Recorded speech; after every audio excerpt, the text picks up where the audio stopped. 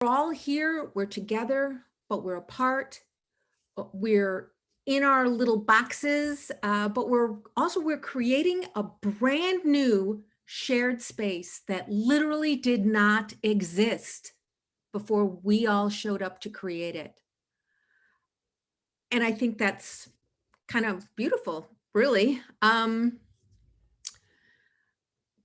can protect, they can exclude, delineate, they can gather together, they can be masks or rules, they can be picket fences or prisons. They're the limits of our bodies, our neighborhoods, our universe, our perceptions. So for this year's new cover, which was designed by Rhino's own Darren Angle, we're really excited to feature a reproduction of a work of art called Permeable Boundaries by visual artist Sarah Kaiser Amaral. And as Virginia Bell writes in this year's editor's note, this cover represents a move toward a more associative understanding of what Rhino stands for. Creative work that provokes thought, pushes the boundaries in form and feeling, while connecting with our readers and audience. And I think that was just a beautiful way of putting it. And that really is what Rhino is all about, that connection. And so you can say, I think that poems define their own little boundaries, right? Of shape and form and word and page. And without those boundaries, we couldn't have what really makes them poems, which is permeability, right? They invite us in, and they bridge the thresholds of time and space and memory and possibility. I love the quote, poems make the impossible possible. They're little care packages, right? That are sent from near and far to nourish us. They're engines of empathy that teach us how to be permeable too. And this year's Rhino is full of them. And so I want to say a community can also be defined by its boundaries. But at Rhino, we like to keep those boundaries really permeable. And if you're here right now, you're in. You're part of the Rhino community. That's really all it takes. just show up and share the love with us, the love of poetry, of words, of connecting, of creating. So welcome to the Rhino community of writers, readers, editors, and reviewers. We hope that beyond tonight, you'll continue to come back to our website, to our journal, to our social media, and we hope soon to live events, including readings and workshops here in the Evanston area. So we are really glad you're here tonight. The star members of our community tonight are our lovely readers, and I can't wait to hear some poetry. Rhino editor extraordinaire, fingers crossed, Jacob Signs will give a brief introduction to each of tonight's readers, but please learn more about each of them in the bios. You'll see that link shared in the chat. And we also need to give a special thank you to Rhino editor Donna Voyer, a quote, writer and retired teacher from Willowbrook, Illinois. Voyer the Destroyer, she did an amazing job pulling together this party night. So let's give her a hand. Yay, I see all the applause fluttering in every little window. I love it. So now with that brief welcome, I would like to welcome our own senior editor, living engine of empathy, the wonderful Virginia Bell. Virginia, are we ready to move on?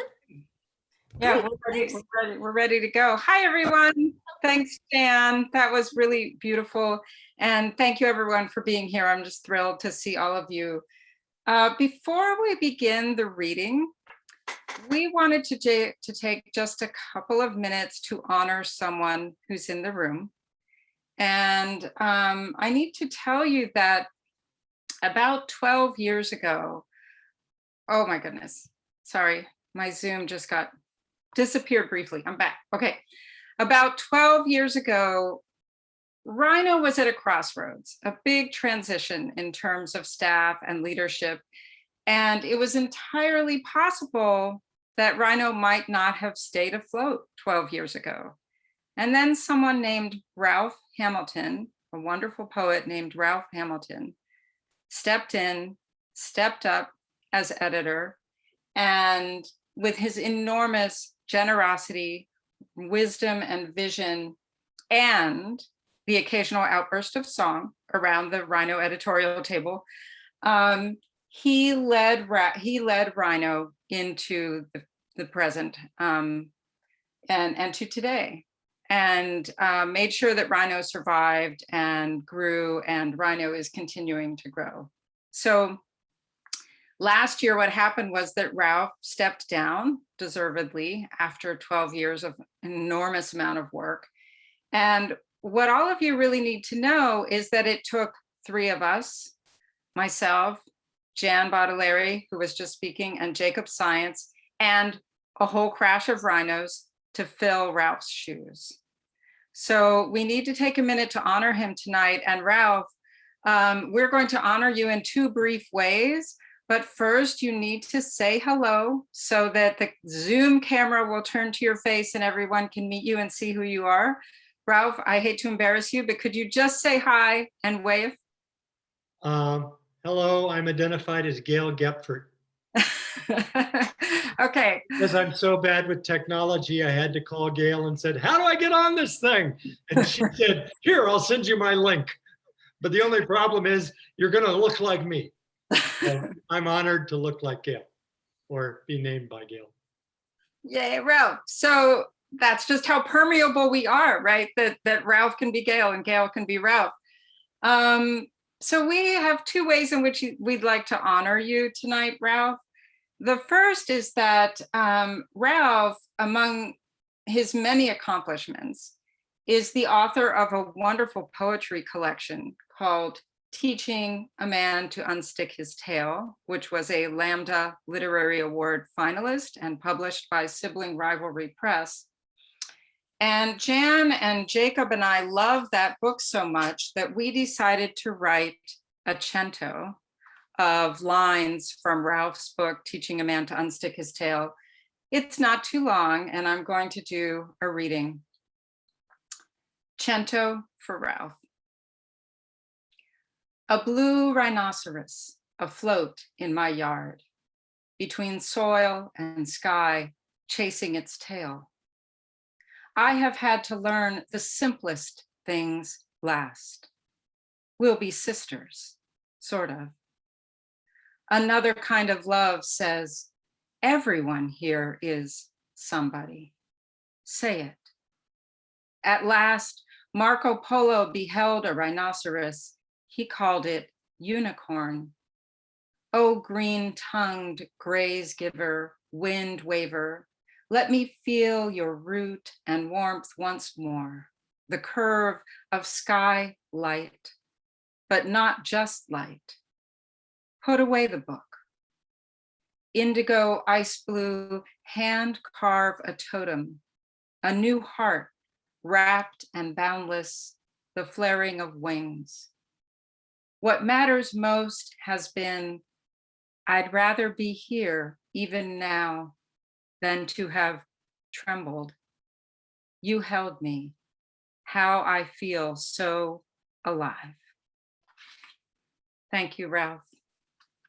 Thank you, Ralph. And the second way we'd like to honor Ralph tonight is an announcement that starting in 2021 with this new issue, the Rhino Editors Prize will be the Ralph Hamilton Editors Prize. So we will always remember and appreciate and honor Ralph's work every year by giving that prize. And you are about to hear the prize winner and the two runners up for that prize. So let's give a big round of love and applause for Ralph again. We cannot thank you enough. And then I'm going to pass the baton to Jacob Science, who will host the reading. Thanks, everyone. Thanks, Virginia. I hope y'all can hear me. I'm using a different laptop. Also, love you, Ralph. Congratulations. So yes, I will be the host for tonight, and basically I'm just going to introduce each reader by their saying their names, and we're going to start off tonight with Jamaica Baldwin, who is the winner of the Rhino 2021 Ralph Hamilton Editor's Prize. Please welcome Jamaica. Thank you so much, Jacob. And I just want to give thanks to Jan and Donna and Virginia and Ralph and the whole Rhino gang for organizing this reading and putting together such a beautiful issue. I can't wait to read it. Can everyone hear me okay? Yeah, okay. I'm going to begin with my poem, Father Weaver. If he wasn't janitor, he'd be gravel artist. He'd be glitter farmer. He'd groove skate down Beach Hill to Isley Brothers. If he wasn't janitor, he'd be tennis racketeer, ocean tamer, cicada sequencer. He'd turn his knit cap upside down to catch fireflies, load them into pitching machine, point upwards and shoot stars into sky. If he hadn't been liquor undertaker, booze regulator, drunk gambling wish denier, he might have been daughter wrangler, fear whisperer, sweet lullaby impersonator.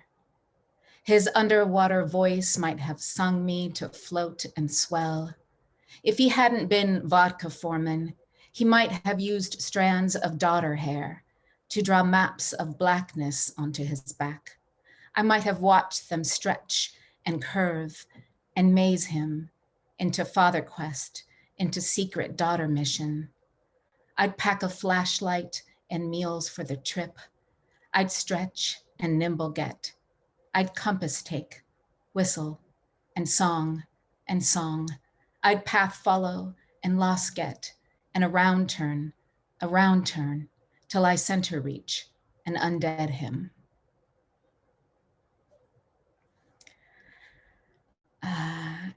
And the next poem I'm gonna read is titled Restless. The nestle of fingers entwined with other fingers, milk thistle capsules, breaking open blood, coagulating, pages of a book, unturned pigment, stained fingernails, bones losing density, a remembered song, unsung, stuck on a word, a thought, things that have nothing in common, but the sound they don't make, loving a word for itself, not for its meaning. Crestfallen, Philistine, ingratiate, loving the meaning, but not the word. Pulchritude, bucolic, intercourse, sex, even that, nipples offering themselves up to tongue, to lips, to fingers.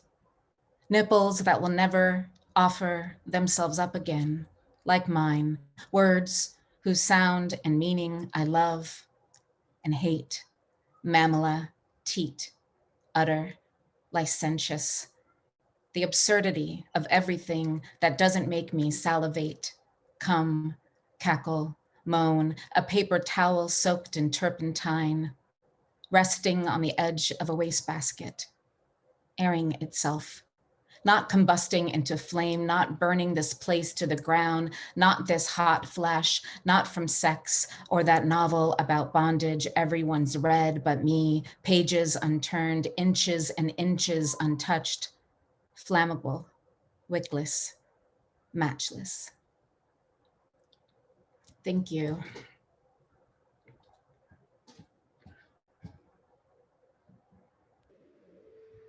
Thank you, Jamaica. Those are beautiful poems. Our next reader will be Monica Berlin, who was a runner-up for the Rhino 2021 Founders Prize as chosen by Ed Roberson. Please welcome Monica.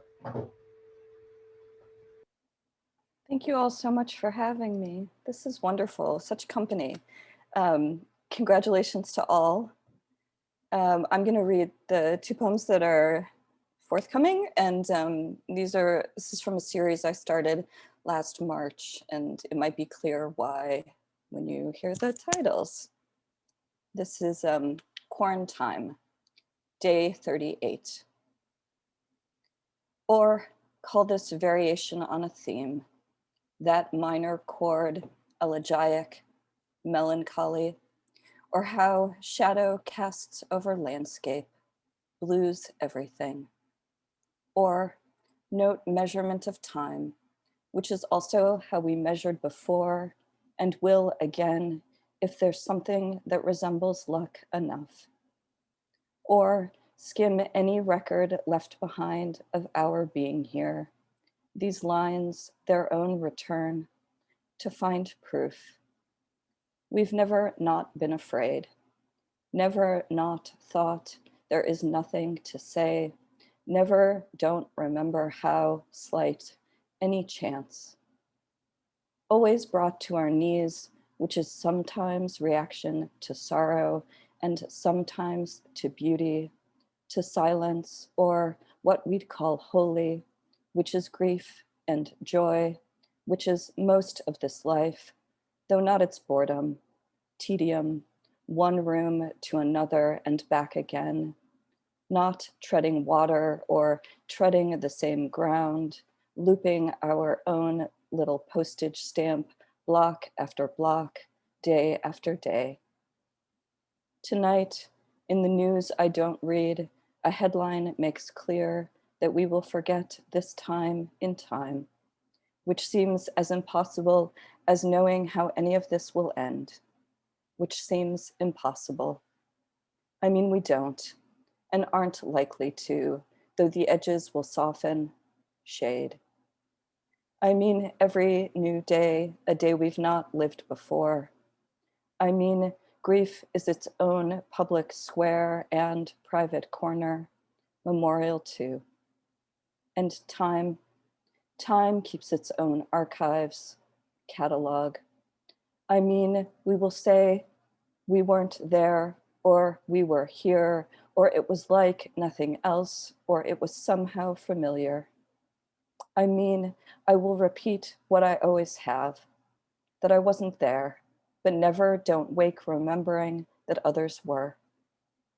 I mean, tonight, in news I do read, I find a series starting to take shape, nearly the same sentence again and again, different sources, something about the no longer viable if, the flaw of if, and the urgency of when, the certainty of when.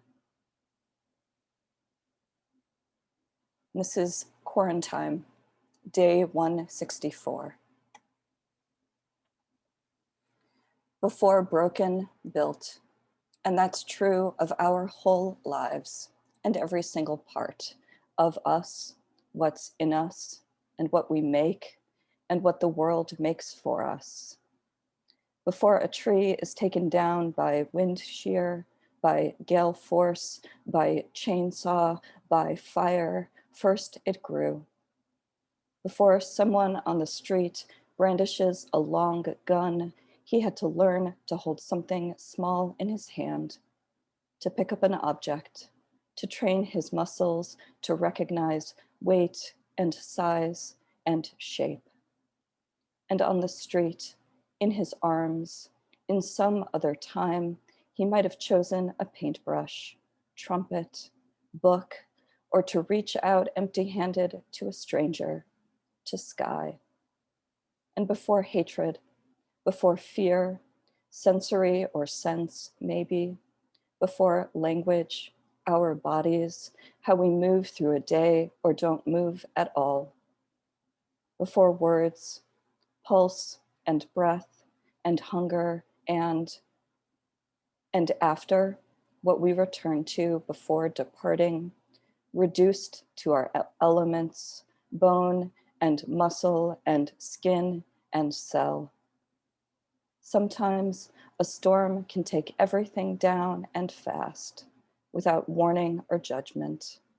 Sometimes that undoing slow and unnoticed, one small fissure after another until topple, until gives way.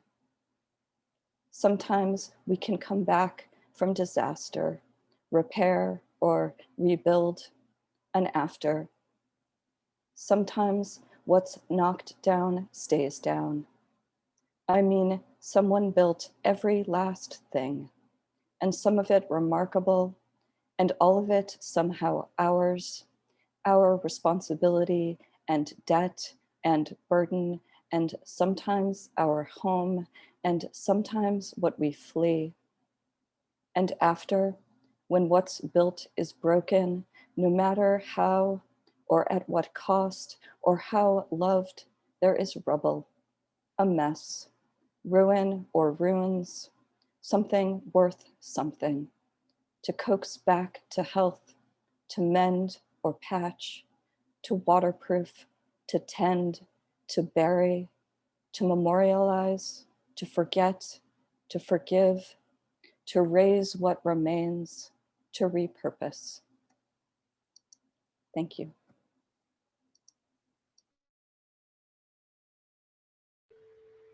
Thank you, Monica. Those were gorgeous poems. Our next readers will be Bernard Kappenpin and Enrique Villasis. I apologize if I mispronounced your names. You can find their bio. I believe they're going to be reading a translation poem, a translated poem in the original and the translated language. So please welcome Bernard and Enrique. Thank you. I first want to congratulate everyone on this issue. So I'll be reading Enrique Villas's poem, which I translated from Filipino, Muro Ami. So Muro Ami refers to a destructive form of fishing, where they use stones to smash coral to scare the fish out. The scent of newly mown grass in the morning has become foreign to my nose. After all, my breath has taken in gasoline and fumes for many months. Vapor as salt, earth as rust, and if our step should have something to anchor on, it was more often on a slippery particle board or scaly cement. While we couldn't call that which grazed the light a moth, if the sea didn't lend itself to its name. In those times, contrary to experience, even captains' tied roosters have become hoarse in the confusion run by time. Perhaps this was the purpose of loneliness. Better for those who've returned earlier to the sand. What was certain was that our hairs have forgotten how to stand on end. And if one closes one's eyes while mending the graying nets, what could be heard was a mountain snoring, coming from an invisible and unreachable island. Or sometimes the sigh from a kiss, from one cloud to another, the last ripple from a plunging comet, the wail of a broken coral, oftentimes blamed for having stung the eye, small comebacks, restrained grievances. Always a heavy chest during the moments of rest, the cold choking us, the salt on the skin glittering, ache scrawling on the lashes, and after the resurgence of danger that twists our gut under the sea, bridging its navel to ours. It is between moments of waiting that we find ourselves. The shadows of coconut leaves comb over the hairline, while the currents are waving from afar, an alluring braid of our small tragedies. Thank you.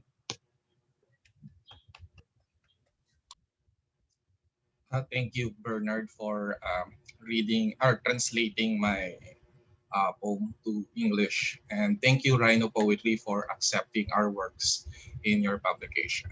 I'm going to read the original Filipino uh, version of this poem, Muruami. Muruami, banyaga na sa aking ilong ang katatabas na damo sa umaga. Palibhasa, ilang buwan ding gasolina at lansa ang nasasagap ng panghinga. Asin ang hamog, kalawang ang lupa, at kung may malalapatan ang aming talampakan, madalas uhuging lawanit o kaliskising semento. Habang hindi naming matawag na gamo-gamo ang nangingingain sa liwanag kung hindi dudugtungan ng dagat sa pangalan.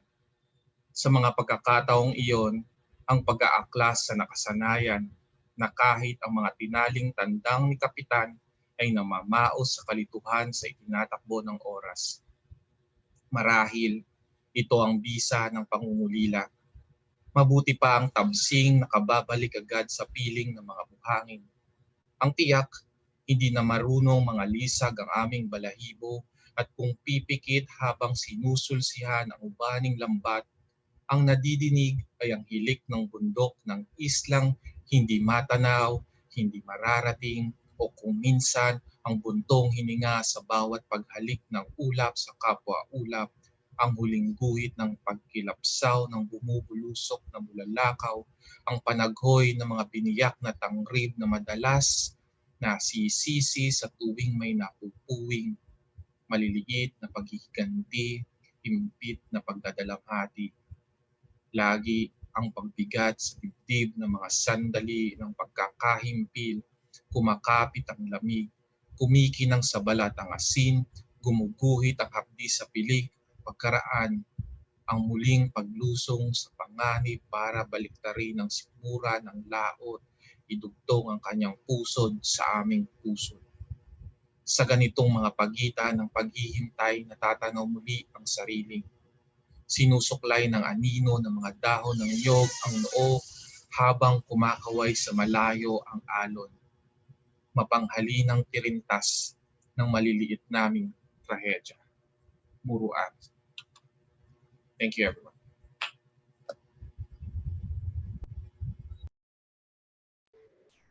Thank you, Bernard and Enrique. It's always a gift to hear a poem in its original language, and we're privileged and lucky to have the translated version. So thank you both so much.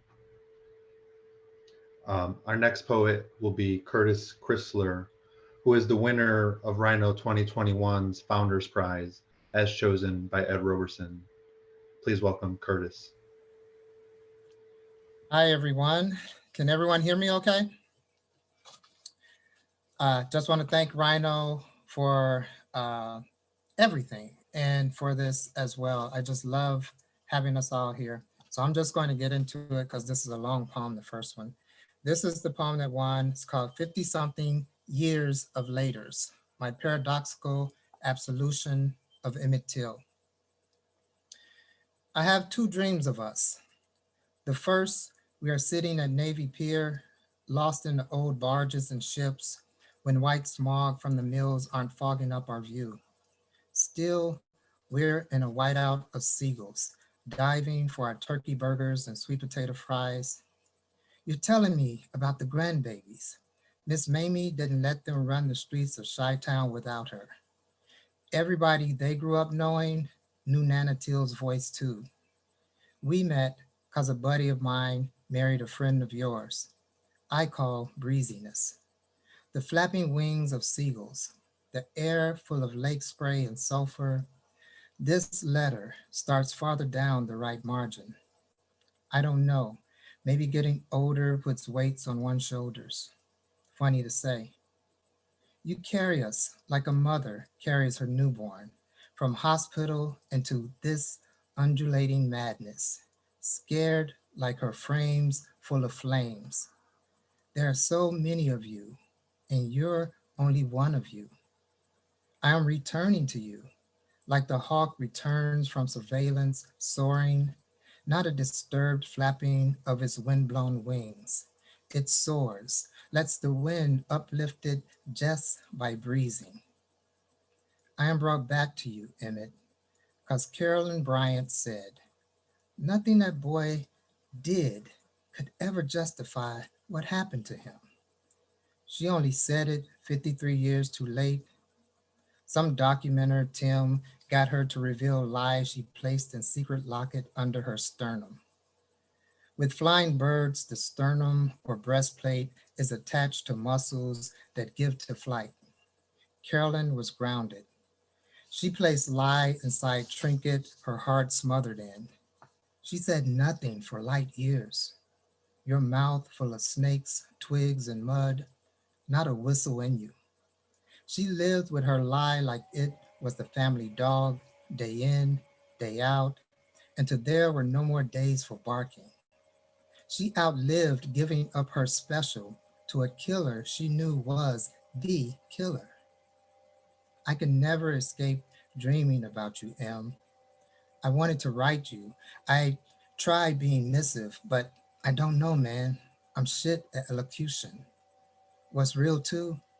I'm shit at avoiding your probing eyes under the smooth fedora, soliciting feedback on all that's been going down up north. They're killing a lot of boys that look like you, Em. They killing brown women too. They look like your mama, Miss Mamie. Sorry for being lax in my initiative. I'm that new kind of lazy, lost, jaded. It's probably due to not seeing Miss Mamie when she came to the church I used to attend in Fort Wayne. I was too tired. But what's more tired than death? I had all these questions lined up. What kind of sparrow or wren flew near her windows that reminded her of you? Or did she ever move the new outfit she put out for your return? How long did it sit on your bed without you in it? I had all these hugs I gathered from my shelf and put in a book bag. Then came the headaches, the second set of dreams. You smacked against my brain, dislodged pebbles of rubble since I thought I owned. You did so much, a martyr who didn't know he would matter.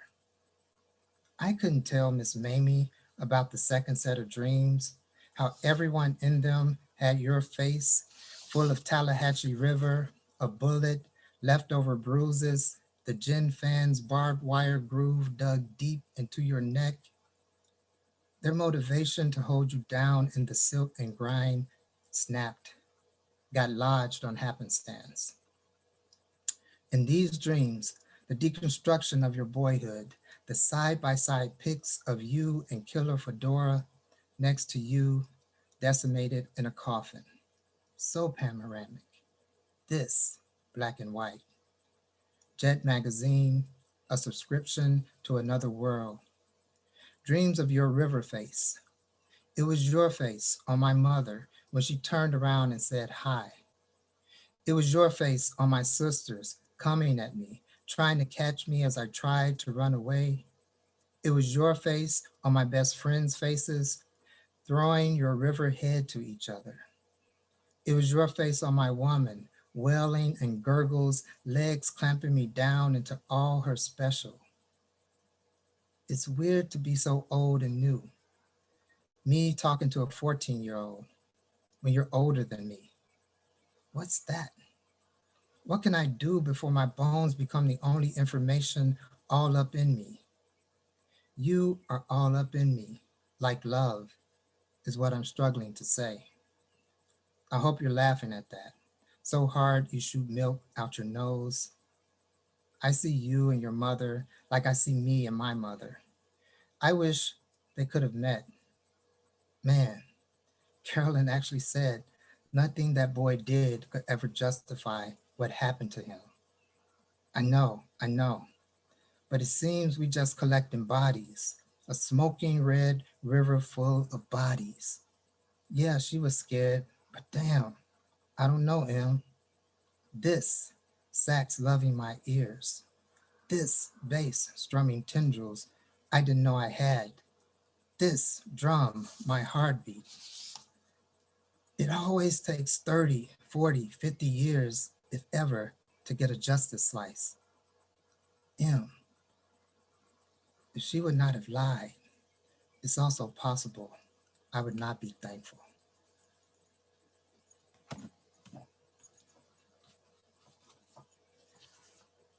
And the second one is called You Bring Out the Woman in Me. You bring out the blood, fluid, and pain to the umbilical cord of all my children, breathing and not. You bring out the woman in me, the mama, mommy, mother of voices rushing down the hallway of life's time. You bring out the psychopath in me, the functioning under pressure of me, this nucleus of a thing outside of womanism, outside of feminism, outside of glossy mags and how to please your man overkill, when I am the mother to existence of me. You bring out the man eater, the man hater, the frustrator, the rejuvenator of me. I am nothing but the everything of anything in the immediacy of a second in me. You bring out how I figured out the hot, hot, hot in me, the cold, cold, cold to breathing, the if you don't get out of my face in the next minute of me, so I can implode from the kernel of a popcorn seed into a butterfly. You bring out the Queen Latifah in me, the ladies first, the June Jordan in me, the Carolyn M. Rogers in me, the light-skinned girl born in Gary in me.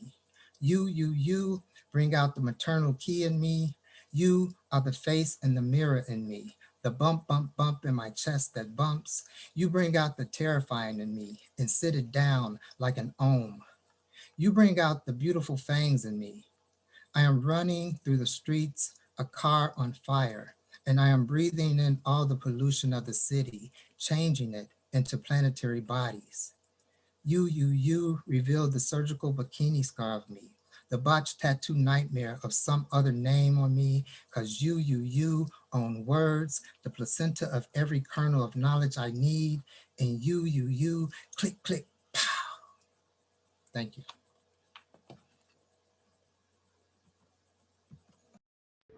Wow. Thank you. Thank you so much, Curtis. Really powerful, really strong work. Thank you.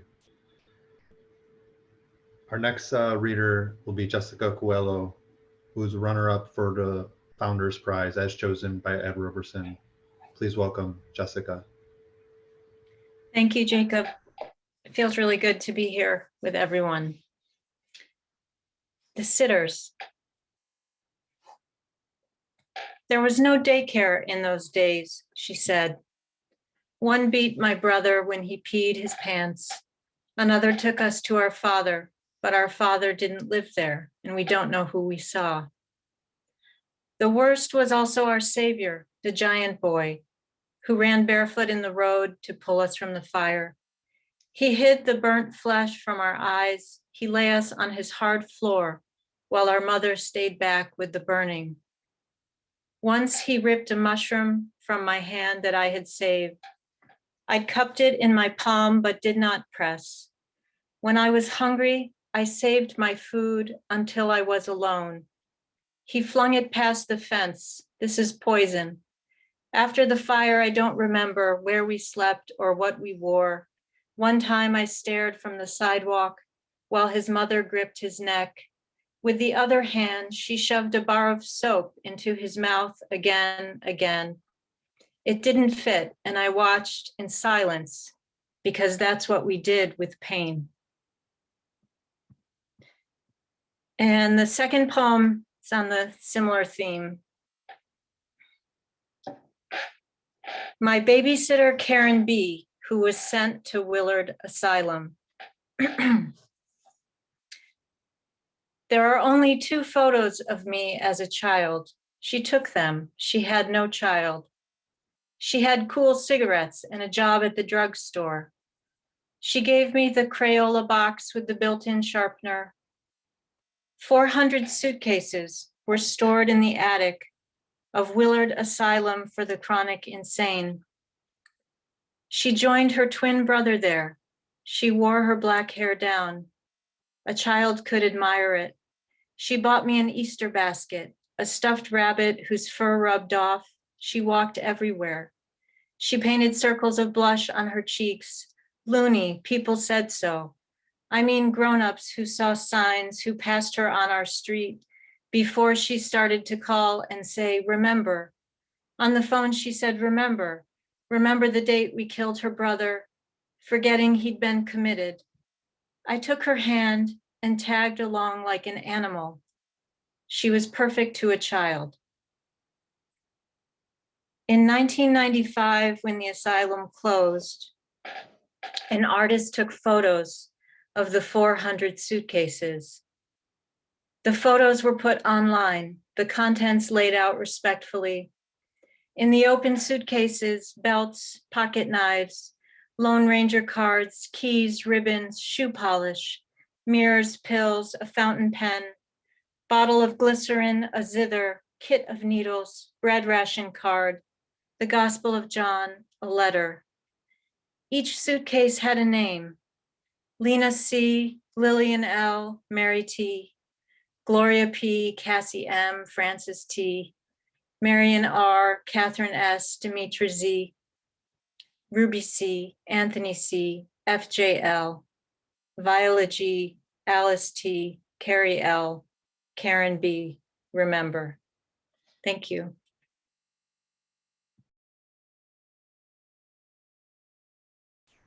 Thank you, Jessica. I love those poems. Our next reader will be Michael Frazier, who's an honorable mention for the Editor's Prize, the Ralph Hamilton Editor's Prize. Please welcome Michael Frazier. Hey. Hi, everyone. Thank you so much, everyone at Rhino. I remember 2 years ago, I met Angela and Naoko in Tokyo. And so it's so nice to see this full circle moment. So yeah, I am so thankful. And wow, everyone is sharing these poems. Okay, so I'm going to share my 2 poems. I will start with, I'll start with, and for context, I live in Japan. I've lived here for 4 years, but I'm American. The Japanese characters for kindness are shinsetsu, meaning parent, and cut. If I wasn't cut out of my mother, she would have bled out. Mother, my first cry. Mother cut out of the picture. Still a mama's boy, my folks doubt if I'll ever get married. I know it's a kindness when a child leaves the nest, but it's also a kindness when a mother says don't go and her boy brings his head to her chest. Between housewives of Atlanta gifts and selfies in her Minnie Mouse onesie, John Gray YouTube sermons and reminders to put on the armor before leaving the house, she says, rely less on me and more on God. But wasn't it a woman who gave the gospel legs? I know what they say about boys like me, but will you check on her if it's been more than 48 hours? Will you leave poems or verses of the Bible in her voicemail? Will you listen to her complain about some busted guy who tried it or dear on her commute? If you love someone, let them go. Why? This second poem is a longer poem, and it is called Irrational Fear of Home. And I wrote it at a time where I was just battling with anxiety. There were just so many ways people were dying in the news and America and Japan. And just this was my way of trying to get myself out of a depressive episode. And so this poem is called Irrational Fear of Home. And yeah, so I'm very excited to share this poem. Thank you for honoring it in this way. There are many ways to be called back home. The nose dive of a plane, the punctuation of a pistol, my bike folded into a red crane, gazing up at God. I think I love this world too much. Gifted with wide nostrils, I inhale and tighten like a balloon ready for flight or for bursting. I know what they say, 8 glasses of water, 8 hours of sleep. I eat less meat, but fail going vegan after a week. Alone, I watch a crane crash into the black, churning river. Dusk spreads like a rash. A mosquito ripens on my bicep, and its bulging abdomen, I swirl outside myself, here and not here. What I give, I take back with the smack of my palm. What makes me desirable? My always summer skin. Why do they want my blood? Am I really as sweet as swinging fruit? If you're lucky, you spend most of your life asleep, your mind loosened like baby teeth. Kids don't question tooth fairy logic, bone returned, refleshed with a face. I tied my canine to the doorknob, slammed, crooked tooth gape of the man who slams the brakes on the bus. And today is not the day I return home to my mother as a pension payment. I walk to school shaking like a tambourine on a restless knee. I remember the caved in helmet, the exhaust pipe burning calf to bone, the fence blown into my sternum. My fragility makes me a man. My mother says, don't come home to America because it's safer in Japan. No guns or police who will follow me like history. I can run from a bullet like my father, but what if I can't run from myself? Fear can make a home out of a body. Nowhere on this earth is heaven if there's no peace within me. Who isn't negotiating with death? Who isn't searching for a God? I've been saying I need to get my life right before he comes back since Sunday school. Right now, in a lilied muumuu, my grandmother sits where she sat for 30 years, one hand rubbing a knee, another clutching her landline, humming Juanita Bayan, waiting for heaven to pick up. She knows something I don't. A sickle of moon light invades my room, can't close my eyes until I pray. One day, a third of the sun will darken. The moon will turn to blood. The stars shot from the sky. I'll be given a white stone with my new name. I'll have no memory of my old home. I'll be unkillable. I'll be unkillable forever. Amen. Thank you, everyone.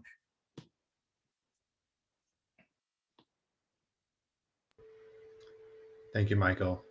Really love those poems. Such music. Beautiful. Thank you. Our next reader will be Haley Graffunder, who has one poem, I think, in the Rhino. There's Doomsday Baby and I. Please welcome Haley. Thank you. First, I just wanted to say that I'm honored to be here tonight in this incredible group of writers reading their work, and it's an honor to be in the issue. And it's also really special to read these two poems tonight because they're the first two poems that I wrote in this series that started, I think it was in January 2020. And it's grown into so many more poems than just these two, but these are the first two I ever wrote and the first two to make it out into the world. So I'm very excited about this. So I'll just get started with the first one called Doomsday Baby and I. Doomsday Baby and I are used to the bombs. We have our routine when they detonate at 3 a.m. She doesn't cry, just looks at me like we might as well eat since we're up. There's no shrapnel, it's not bad. The air is as warm as we want it to be. Doomsday Baby ages forward and back each night. Sometimes she is 3 years old, squeezing the ends of my fingers as we sneak around a post-apocalyptic underground complex. We risk it all on the hope of a hidden school. Even in the end, my baby will learn to read. Other times, she is an infant wrapped to my chest as we roam dusty streets, silent besides the thrum of her little heart, the only bird-like thing left on earth. The beginning remains fuzzy, though we go back often. When we do, Doom swells my abdomen with her doll-like limbs.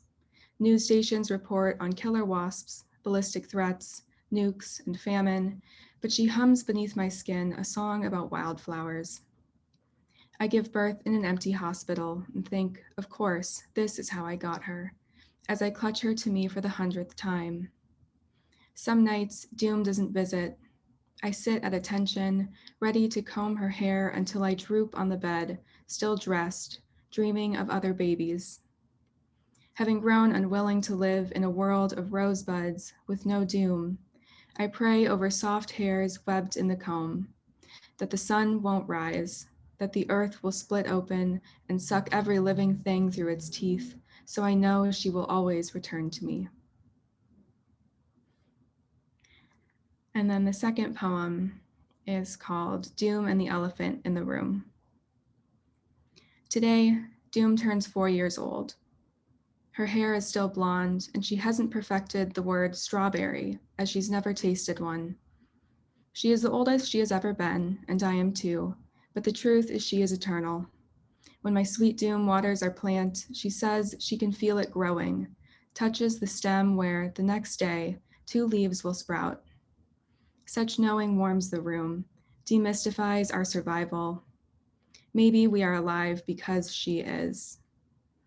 After sunset, she climbs into my lap with her favorite book, my grandfather's old guide to flora. It's cruel to show her what she's missing, what I killed to get her, but I open it anyway, to the hostas, then the elephant ears, their black and white illustrations. I describe how my mother tended them, how each year on my birthday, the leaves were bigger than my head. Now I have 4 gray hairs growing along the crown. I lower my head for Doom to see them shine silver in the candlelight. She combs through and asks, were hostas gray too? I shake my head. Gray hairs happen when people get old. Hostas stayed green forever, I tell her. Now let's blow out your birthday candle. She knows already that candles once topped cakes. I hold a taper we used to see after dusk, tell her to take her time, to make as many wishes as she wants. She exhales immediately, in a rush, tells me she only had one. Thank you.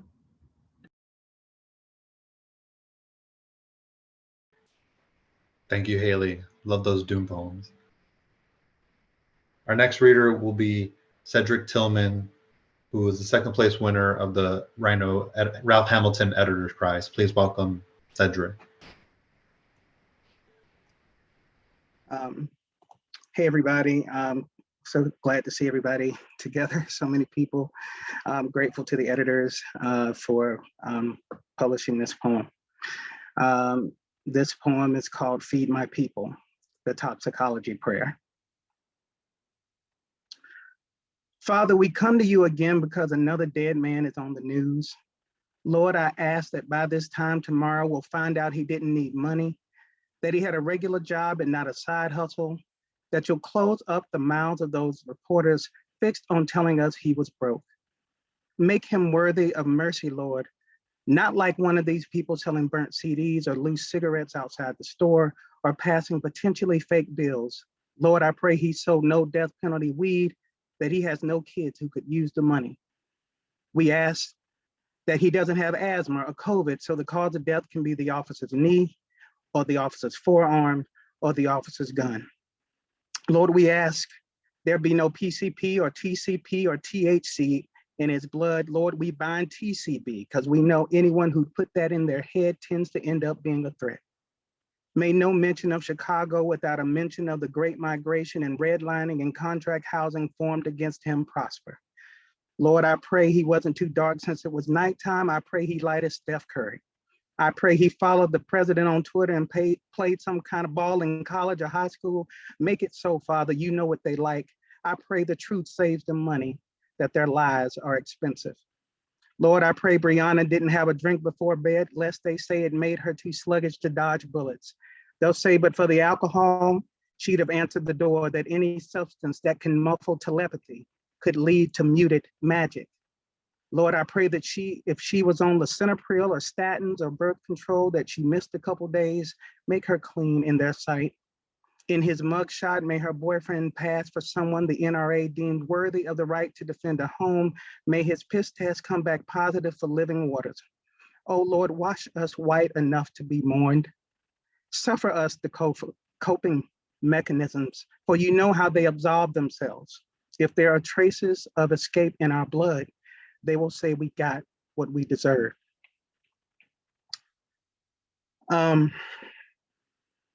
This second poem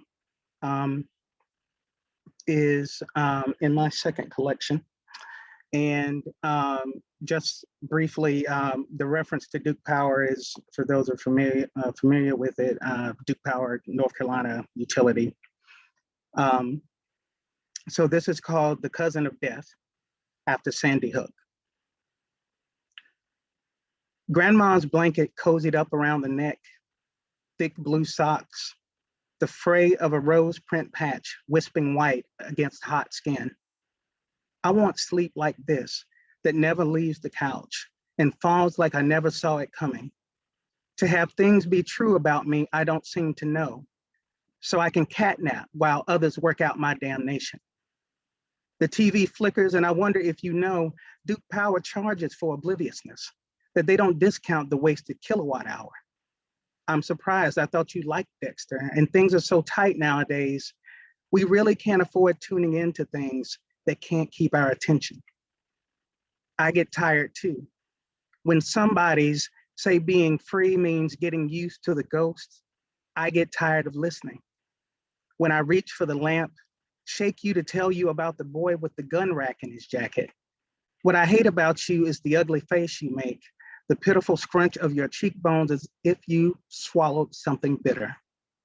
I hate the don't shoot me hands you throw up to block the flash of light. Thank you.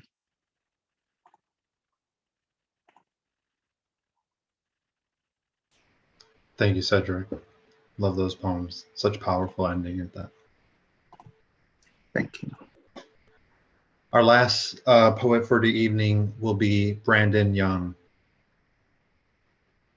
Please welcome Brandon Young. Hi, everyone. This has been such a wonderful evening, and I'm excited to be reading my poem that's forthcoming in Rhino, and then reading an extra one for you, and getting out of here. But the first one reading is forthcoming in Rhino, and it borrows a line from a Dylan Thomas poem, and I'll just go ahead and get right into it. Held me green and dying.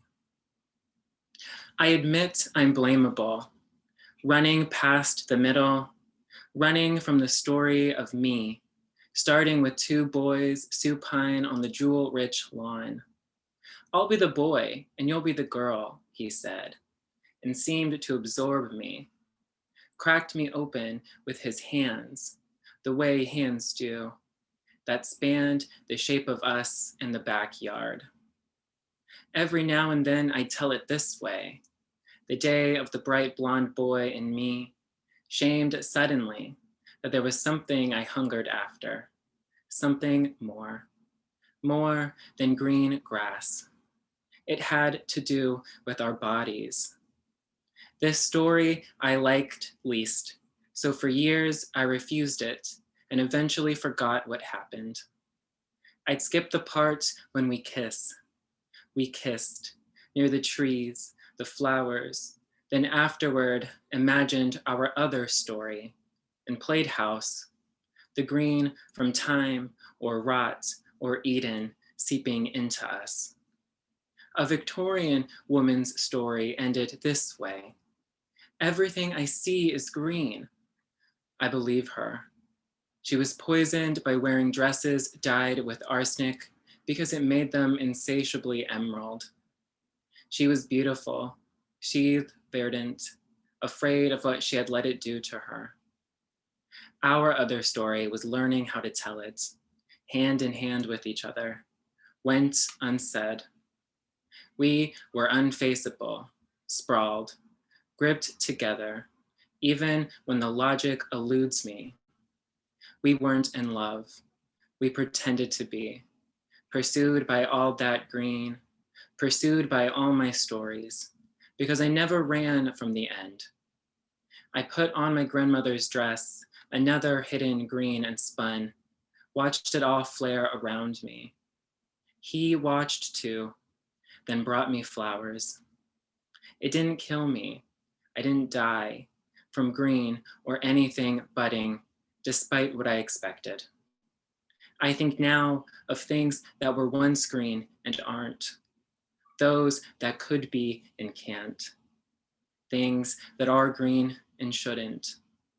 The whites of the Victorian woman's eyes, her body tender, broken down from arsenic, flowing into a desire I can hardly blame.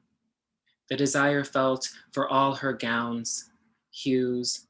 She is held, emerald, olive, moss, jaded, unfaded within me and the bright blonde boy. We played house, we dressed, we touched, became insatiable. So this next poem is tonally the same and deals with desire as well. I grew up in a factory town in northern Indiana, and I wanted to write about the things that I desired as a kid, and the things a lot of people desire there, and queer desire particularly. And out came this poem, World of Desire. We live in a house 1 block from railroad tracks. We learn to stack our desires like pennies there with our fingertips. Place them on the track, returning to them flattened by a force we have taught ourselves to ignore. Our desire is a humid heat.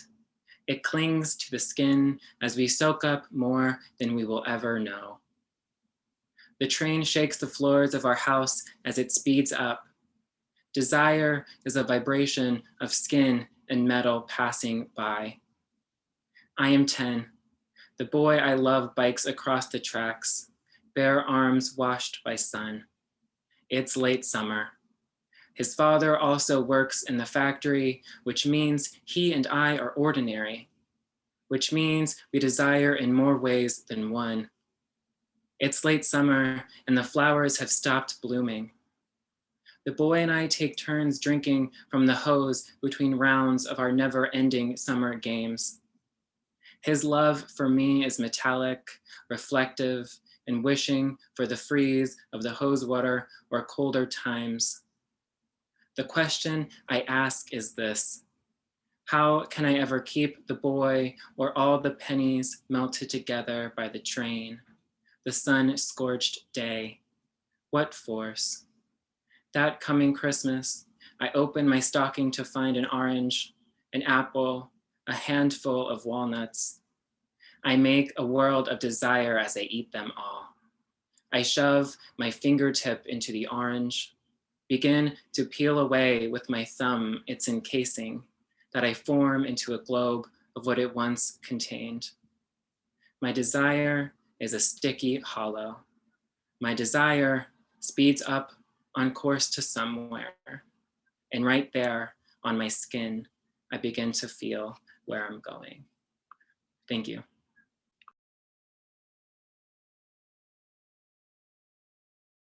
Gorgeous poem, Brandon. Thank you so much. I love the lushness of those poems.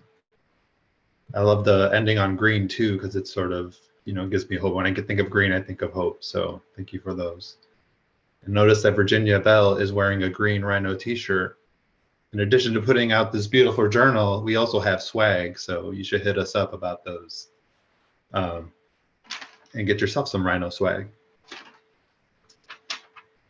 Before we close out, we want to just give a shout out and thank you to, of course, our readers, but also everyone behind the scenes of Rhino and help put together the issue and this event. First, we'd like to thank our interns, Laura Evers, Dove Redman, and Aaron Sutherland. Thank you so much. Our summer fellows, Noah Anatoy and Nestor Gomez. I should mention, if you're here, you should say hi so that the camera could pan on you as I announce the names, especially the editors that I'm going to list off here. And our team, so Rhino, we like to describe ourselves as a herd, as a crash, and also, of course, as a family. And I'm really honored and privileged to be a part of this crash and this herd with so many people who have become friends and family in some ways. And so yeah, we're going to list them off. So when you hear your name, please say hi so the camera can pan on you and everyone can see your beautiful face. Darren Angle. Hi. Katie Bick. Of course, not everyone might not be here, but Carol Eating. Naoko Fujimoto. Hi, thank you for coming. Michael Garza. Hey, everybody. Hey. Gail Gepfert.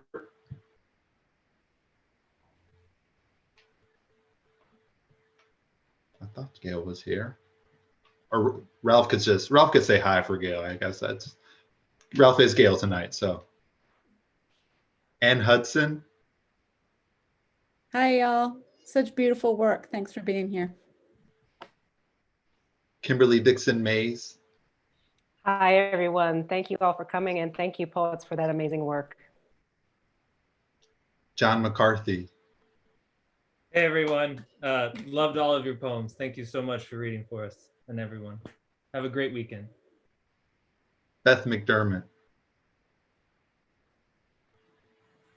Hey everyone, thanks for the opportunity to hear those poems. Elizabeth O'Connell Thompson, Hey there. Thanks everyone for a beautiful launch.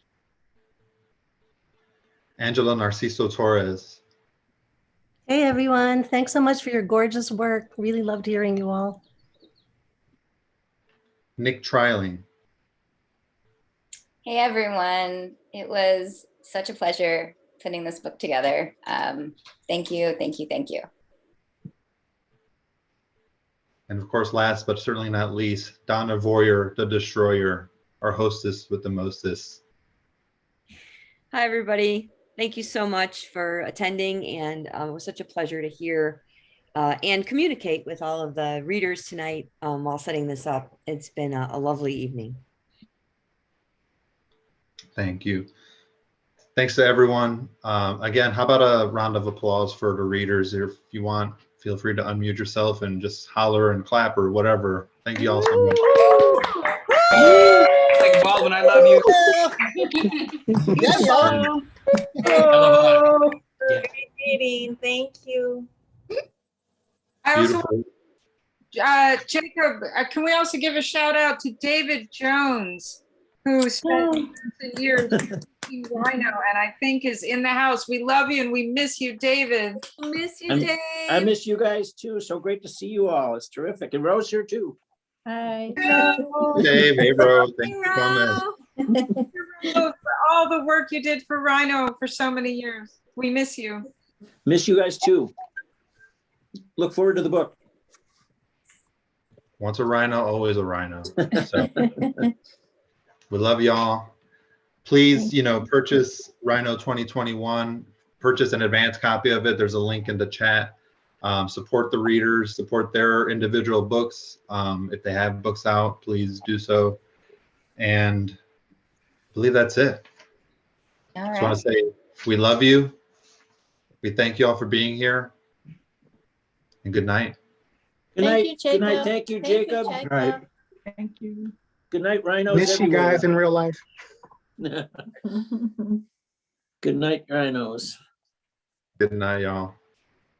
You can leave. Stay up, everybody.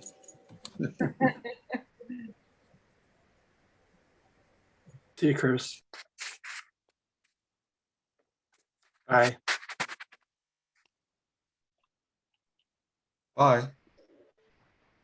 Bye, Bill. Bye, everybody.